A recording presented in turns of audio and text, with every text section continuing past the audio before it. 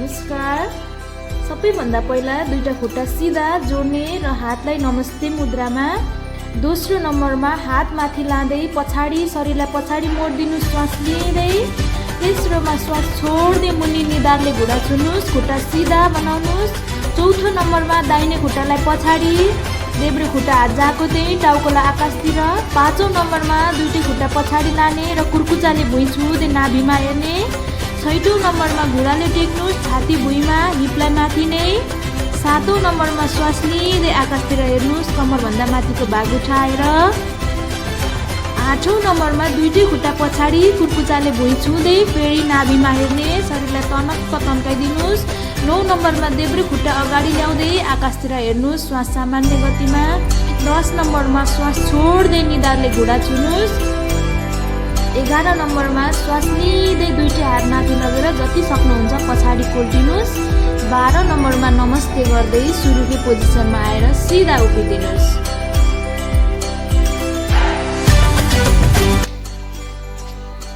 योगको सबैभन्दा प्रसिद्ध आसन हो सूर्य नमस्कार।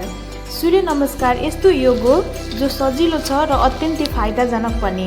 यसलाई बालबच्चादेखि वृद्धसम्म सबैजनाले गर्न सक्नुहुन्छ आफ्नो सामर्थ्य अनुसार।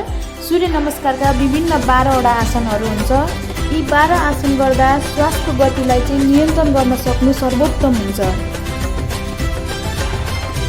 सूर्य नमस्कार आसनका विभिन्न फाइदाहरू छन्।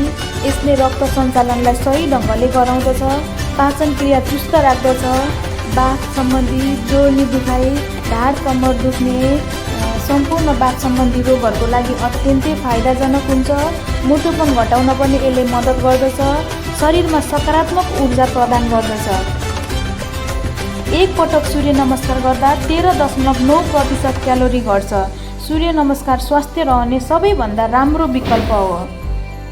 सूर्य नमस्कार भनेको सूर्यको तेजबाट ऊर्जा लिनु हो, त्यसैले यो आसन सही समयमा गर्नु राम्रो हुन्छ। यसलाई चाहिँ बिहानको समय अर्थात् सूर्योदयको समयमा गर्दा राम्रो, तर त्यसो भन्दैमा सूर्योदयकै समयमा मात्र गर्नुपर्छ भन्ने चाहिँ होइन है। यसलाई तपाईँ साँझको समयमा पनि गर्न सक्नुहुन्छ। कतिपय मानिसहरू व्यस्त हुने भएकोले सूर्य नमस्कार गर्न भ्याउनुहुन्न। उहाँहरूले चाहिँ आफ्नो अनुकूलता मिलाएर दिउँसोको समयमा खाली पेट भएको बेलामा गर्न सक्नुहुन्छ। यदि तपाईँ आफ्नो मोटोपन नियन्त्रण गरेर स्वस्थ रहन चाहनुहुन्छ भने सूर्य नमस्कार तपाईँको लागि सर्वोत्तम हुन्छ। बिहानको समयमा शान्त र सौम्य माहौलमा यो सूर्य नमस्कार गर्दा एकदम राम्रो हुन्छ। दिनको सुरुवातमा यो आसन गर्दा ताजगी महसुस हुन्छ। यो आसन सुरुमा बिस्तारै गर्ने र त्यसपछि छिटो छिटो गर्न सकिन्छ। गर्भवती, हर्नियाका रोगी, उच्च रक्तचापले ग्रस्त बिरामी, मुटु रोगी र महिनावारी भएको बेलामा चाहिँ सूर्य नमस्कार गर्नु हुँदैन। यदि गर्नै परे आफ्नो डाक्टरको सल्लाह अनुसार गर्नुहोला।